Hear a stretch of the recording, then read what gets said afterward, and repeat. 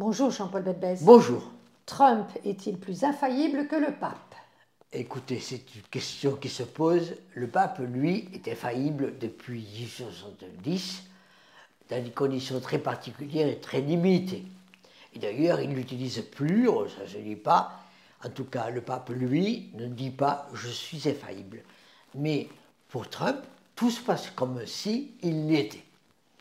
Tout se passe comme s'il l'était, il prend des mesures partout, il agit partout, violemment, comme s'il avait toujours, pour tout, raison. Oui, alors il reproche naturellement à la Chine de lui faire de la concurrence, à la Russie, à l'Europe de ne pas payer assez l'OTAN. Donc il pense qu'il ne se trompe pas dans ses décisions. Lui ne se trompe pas parce que tous les autres se trompent. Grosso modo, il est infaillible parce que les autres sont faillibles. Les autres se trompent et lui, il corrige. Et en corrigeant leurs erreurs, au fond, il a raison, il fait bien. Et il met en valeur l'Amérique. Il met en valeur l'Amérique avec des risques énormes. Ce qui est nouveau, c'est que en pariant sur son infaillibilité, sur sa violence, sur le fait de multiplier les assauts sur la douane, sur les règles, sur les normes, en quittant l'OMS, en quittant la COP 21, il se fait que des ennemis. Mais il se dit, je fais que des ennemis, mais c'est pour mon bien, et après, on verra que c'est pour leur bien. Et en fait, il est quasi infaillible. Pour lui, infaillible. Enfin, il fait une guerre partout, mais la hausse des taux actuellement devient dangereuse pour l'Amérique. Oui, c'est là que le bas blesse.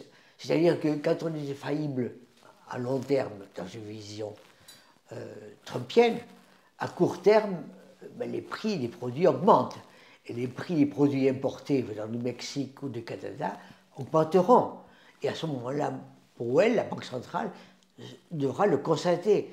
Et aussi, les Américains verront que c'est plus cher d'acheter les produits que Trump fait venir chez eux. Quand vous avez un taux long à 4,9, à 30 ans, sur celui de 10 ans, ça se répercute. Absolument. Ce qui se passe, c'est que Trump ne maîtrise pas tout.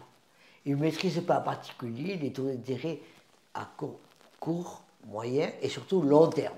Et les taux d'intérêt à long terme sont aujourd'hui à 4,9. Ça veut dire qu'ils dérivent considérablement de la piste prévisible autour de 2. Et s'ils sont à 4,9 à 30 ans, ça veut dire que ce sera plus cher à 20 ans, plus cher à 10 ans, et donc ce sera plus cher pour s'endetter, pour l'économie américaine. Et pour construire, pour investir, pour tout le monde. Autrement dit, ce qui échappe à Trump, et de plus en plus, est quelque chose qui se répercute chez Trump aujourd'hui. Donc, lui pense que tout ce qu'il fait est bien, mais la finance, face à ça, qu'est-ce qu'elle fait? La finance ne croit pas. La finance s'inquiète, la finance mesure. Elle est matérialiste. Hein. Elle est absolument matérialiste et elle n'est pas du tout politique. Elle peut imaginer des choix politiques, mais elle imagine comment ces choix politiques auront des effets pour elle. Et pour elle, elle voit à court terme les prix des voitures mexicaines augmenter. Pour elle, elle voit les prix du pétrole canadien augmenter. Et donc pour elle, elle voit les prix de la vie augmenter. Et pour elle, elle voit les taux ne pas baisser. Donc, elle sera influençable par rapport à la folie un peu d'infaillibilité de Trump.